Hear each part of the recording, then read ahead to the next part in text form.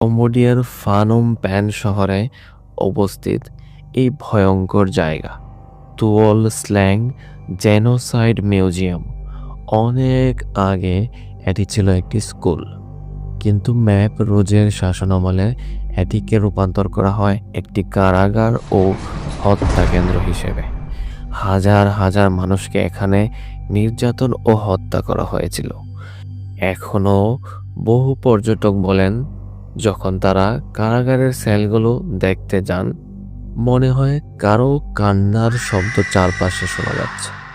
এমনকি অনেকে সেলের ভেতর অদ্ভুত ছায়া ও মুখ দেখেছেন।